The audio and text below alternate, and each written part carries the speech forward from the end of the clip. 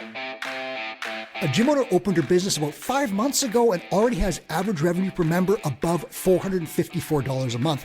You're going to find out how that is possible today on Run a Profitable Gym. I'm your host, Mike Workington. Please hit like and subscribe wherever you're watching or listening with my thanks. Now, our average revenue per member leaderboard, we call it ARM, it runs from $454 to $724. That's the number one spot. Now, not every member at these gyms pays that price. Some pay more, some pay less, but that's the average and that's what gets you on the leaderboard.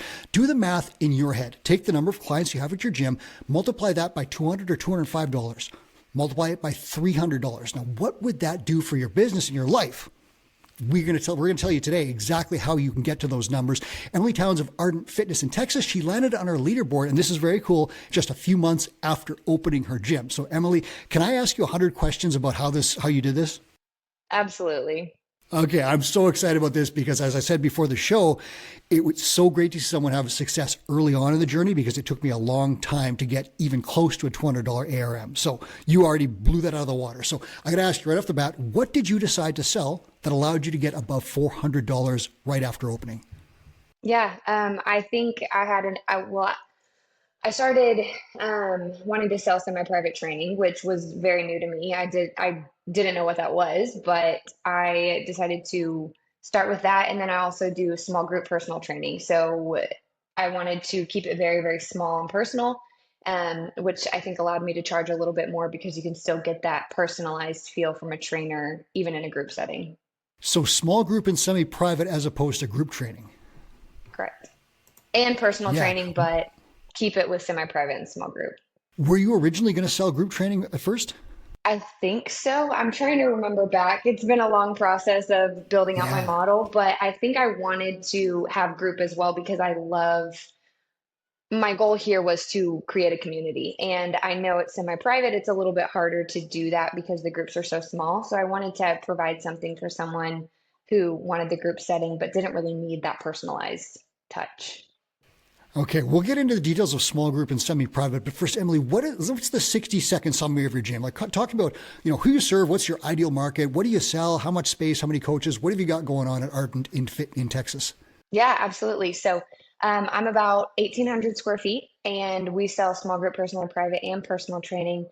My target demographic from the beginning was we hit a demographic of men, but really wanted to focus on women about 45 plus. And our youngest is, I think she's 35, and then our oldest is 69. So really, really staying within that demographic.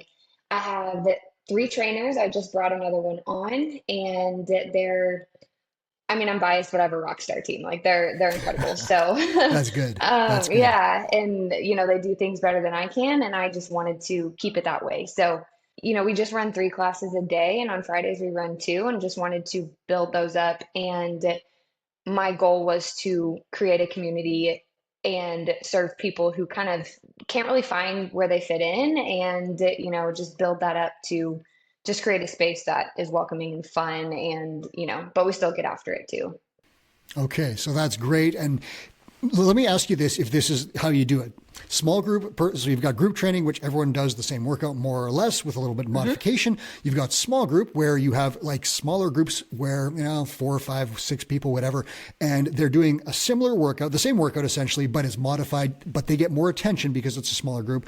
In semi-private training, what happens is that the gym owner will have maybe 4 people in the class, 2, 3, whatever, but about 4 is a kind of a good number. They're not doing the same workout variations. They're generally doing their own programs, and it takes a very skilled trainer to then coach 4 different people through 4 different programs. Is that what you're doing with your program? Yes, sir. So what we do is we have the small group personal training and the semi-private, and with the small group I cap it at 6. But on Saturdays, I open it up to 10 just so we can kind of have a little fun Saturday and make it a little Crank bit up the different. music and go. Yeah, crank up the music. Got a good sound system in here. So want to kind of change it and honestly, keep it as a vibe, and everybody can meet who they don't meet throughout the week. So a lot of the different people come on Saturdays and meet people that, they're like, oh, well, I'm going to work out with you next week, like that sort of thing. So and that's what I've wanted. And with this small group personal training, they still get such a personalized touch, even though they're doing the same workout. And the feedback we've got was, I'm learning so much, even though I'm not paying for that personalized program. So, and Okay. so it's been great. And that's a key distinction because a lot of people are asking this question: what is small group? What is semi-private?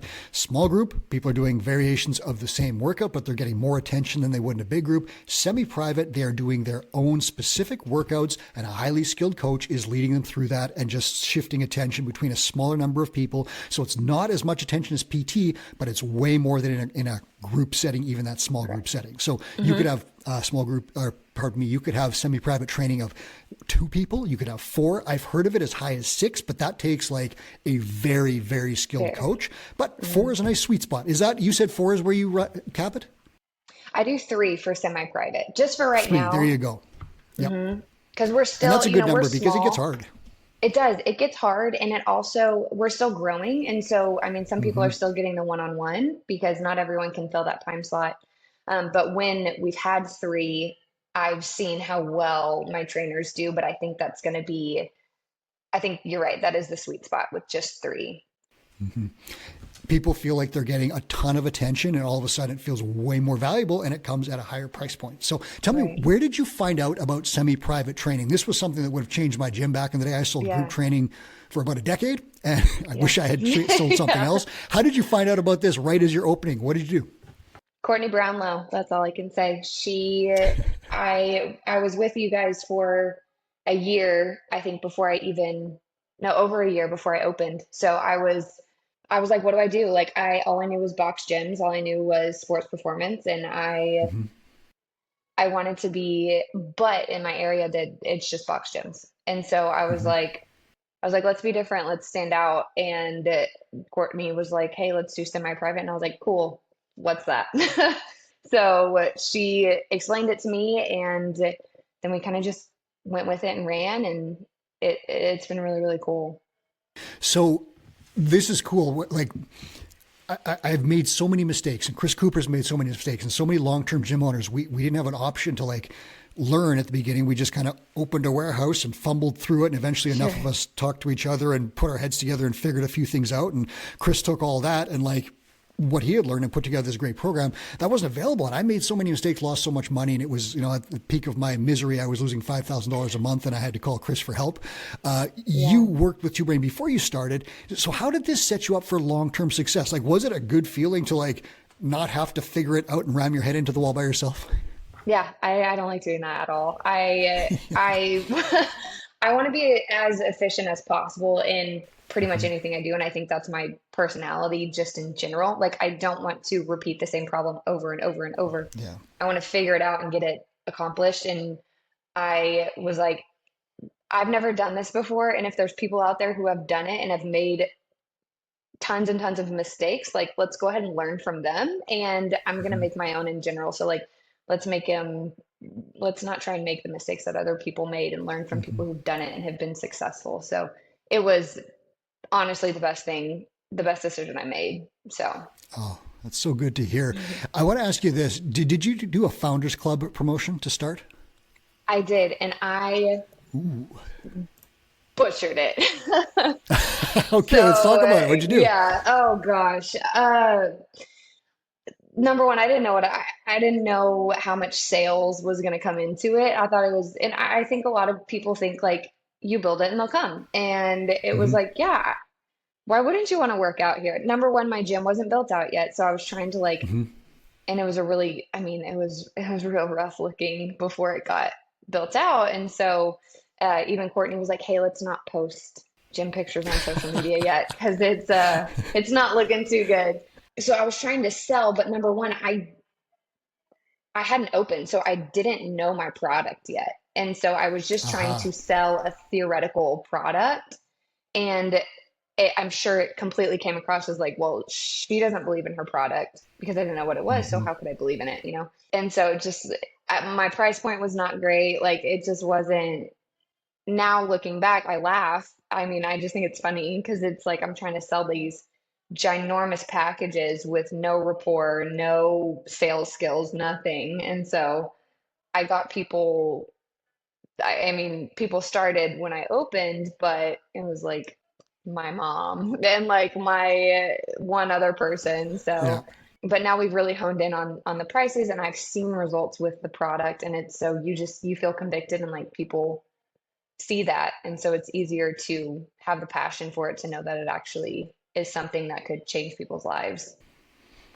And that's interesting because I've heard we have a great Founders Club program, listeners. So what Yes. happens is give you all the stuff and teach you how to hit the ground running on day one. Yep. And I think the record, if I'm not mistaken, is above 75 members. Yeah. So that means you open on day one with members. I opened with like no members. The first person through my door was the tax collector, and I struggled for a long time to get anybody Sure. in the door. Right, Yeah. that happened to me. But other people have had better success with it. And you had an interesting situation where it sounds like you were kind of hamstrung a little bit, where you were trying to figure out like, what am I selling, and it's hard to sell Right. when you don't know that. Sure. Yeah. And Yeah. it was, and it was all on me. Like I just wasn't, I didn't know enough. I was so novice, like all of this, and I just didn't, I think the main thing was like, I didn't know what I was selling. Like Uh, I didn't know what the semi-private was going to look like. I didn't know what the small group was going to look like because everything was so theoretical from the beginning. Yeah, and it's a thing So that's jumped up now. It's becoming more and more popular. But like even 2 or 3 years ago, we weren't talking about semi-private training. We hadn't really figured no. that one out yet. So it's one of those things where you kind of had to get up onto speed on something that's very new. So I'm going to ask you to bring other people up to speed on this. Like, talk to me about the Okay. details of semi-private training at your gym. Like, we talked coach-client ratio already, so you've got a max of 3. What kind of package details have you got? How do you set this thing up and run it? Yeah, absolutely. So they come in for their consultation. We talk. I feel like semi-private is probably going to be the best fit for them.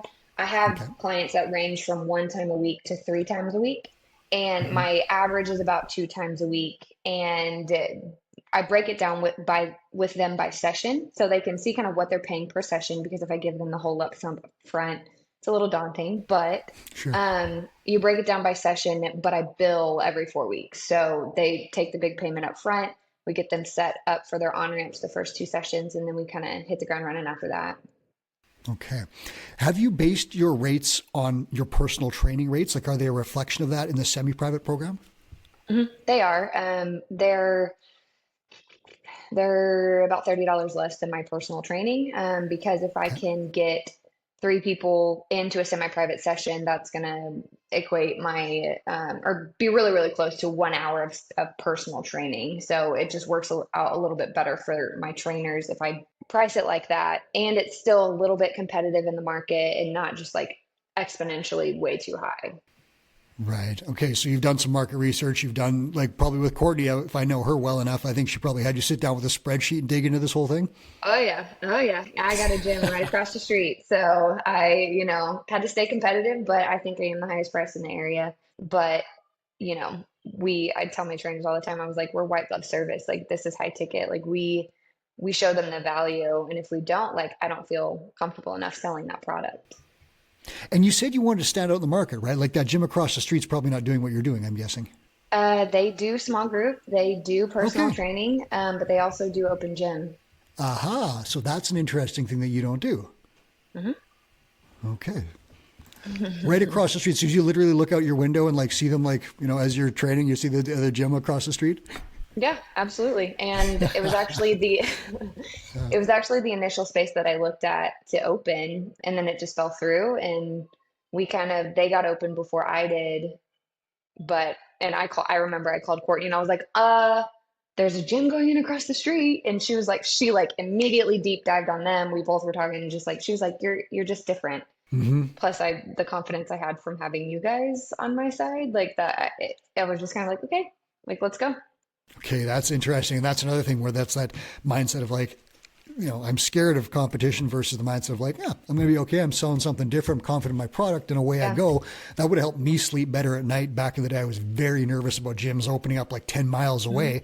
I had nothing to worry about really, but I didn't have Right. that backup for someone to say that to me.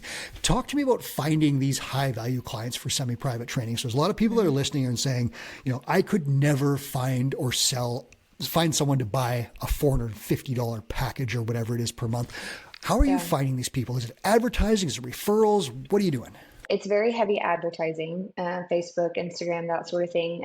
But I also have quite a few small business owners in the area Hmm. that are clients here, which is very, very helpful because they're in the wellness space too. So Ah, referrals as well. They are seen on my social media, recognized, that sort of thing. It builds a rapport in the community when you have, you know, other people who are well known in the community, and that wasn't like a target, but I when you find the higher end clients who value when they have the same values as you and they provide a really good product on their end, they've already built the rapport on that side, so it's like an extension of you. People asking themselves, how do I sell that package?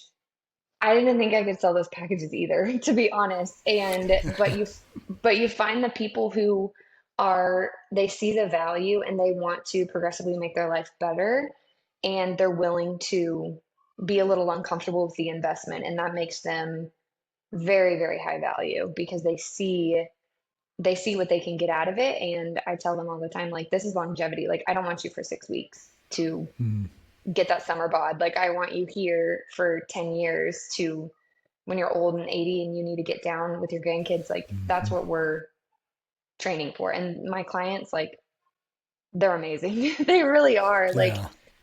I'm extremely blessed with the group that I have. So So advertising, did Courtney help you set that whole plan up? I go through two brains. So Colm O'Reilly does mine, and I just did two brain initially with like the first marketing call, and I just had them set that up. But I wanted more leads per month. I started getting a little bit more confident in my sales and wanted to have some more leads. So I hooked up with Colm 2 months ago. I think we're going Okay. into our second month, and my leads have been really, really good. NSIs have been good. So it's been a really, really great decision to go with someone who's running the advertisements. Because again, like, I don't want to do it. I don't have time for it, and someone else is better at it than I am. So let's just pass that off. But you understand the metrics, correct? Like you're looking at them and seeing, like, okay, it's costing me this much money, but I'm getting this much in return. Yes. Like you see all that stuff.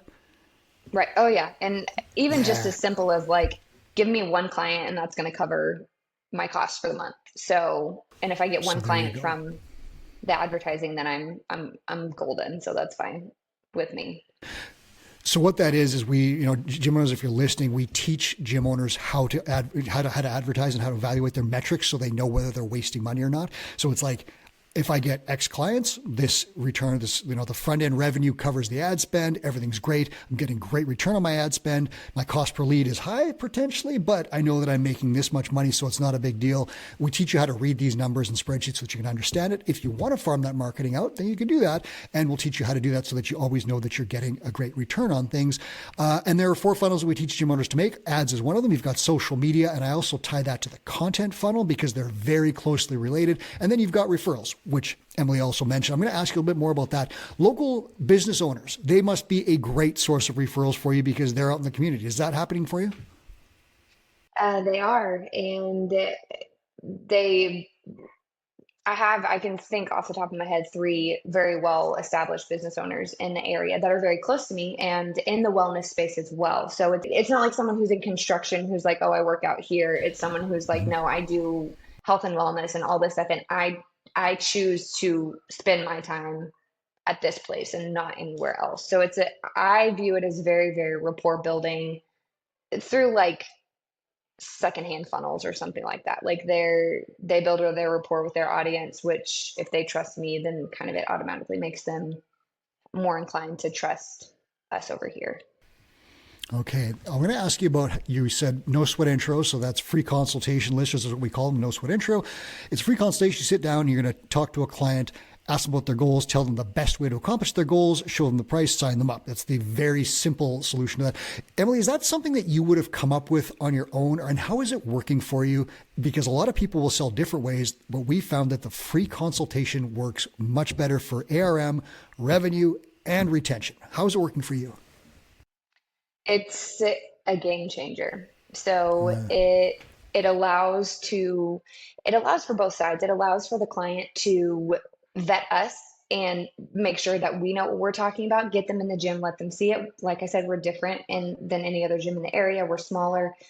Some people don't want that, and that's okay. But sometimes this is exactly what they're looking for. And so it kind of immediately, oh, this is a nice space. Like, it's not crowded. I know it's not going to be an open box gym, anything like that.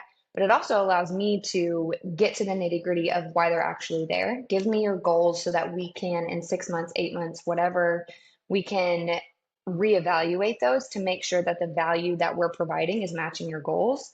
And otherwise, like, what's the point? Like, if you're just coming in Hmm. to work out and you're not seeing any progress, like, there's no point in doing that. But it also allows me to vet people who I'm like, I don't think this would be a good fit for you. And I have a, I'm very, very stuck in my vision and my mission for the type of clientele that I want in here, in Hmm. a sense of I want you to be here and I want you to be able to put in the work. And this, if this is just a show up and I just kind of want to dilly dally, like, that's totally fine. This just isn't going to be a good fit for you. I don't think you're stuck in your ways. I think you just have a rock solid vision of what you want to do in your gym. And when you know that, you can then market it properly and sell properly, Right. because you don't want everybody, right? You want the right people. Yeah. And if you get everybody, I did this early on. I got all different people from all different things. And all of a sudden we had a bunch of high end fitness competitors who want to do this stuff and a bunch of grandmas and grandpas who want to do this stuff. And they just didn't Right. mix that well. And eventually I got rid of the competitors and I focused on, it was very similar to your market, where like professionals of like 32 to 65, maybe a little older. Yeah. And that's who we served. And once we knew that, our gym got way better. I had fewer problems. Everyone was happier. My retention Right. improved.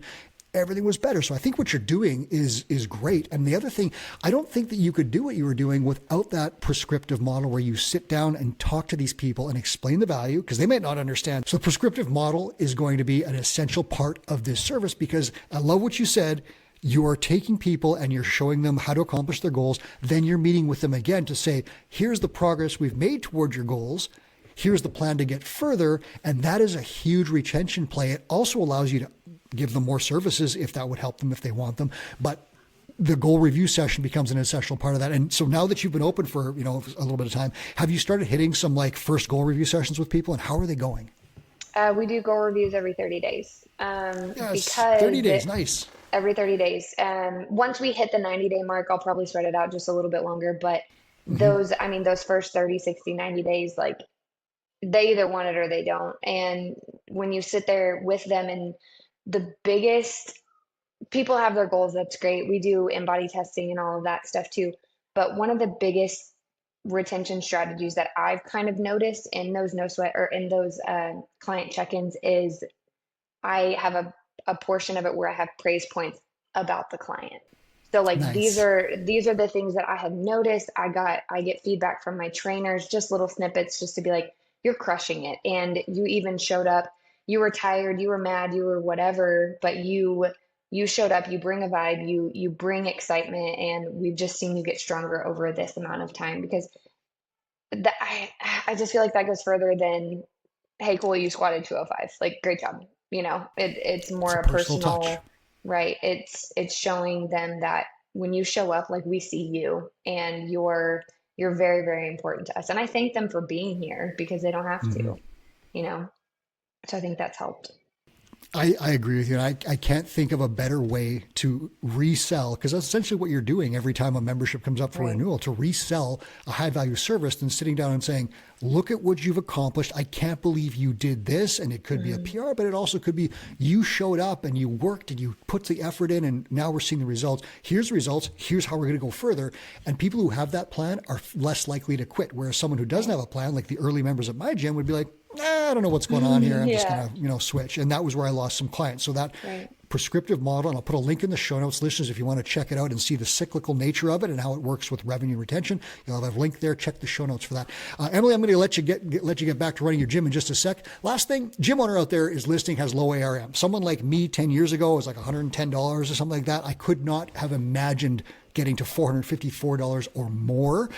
What would you say? Someone out there is thinking about looking at these numbers, thinking they're crazy, and thinking about working with a mentor. What would you say to them? Evaluate your product. If the value is there, be confident in yourself to sell something that will get results for people. And do you think it's a stepwise thing? Like, would you expect someone, like, did yours kind of go up like a hockey stick right away, or was it like a staircase where there were small jumps? How did your ARM progress?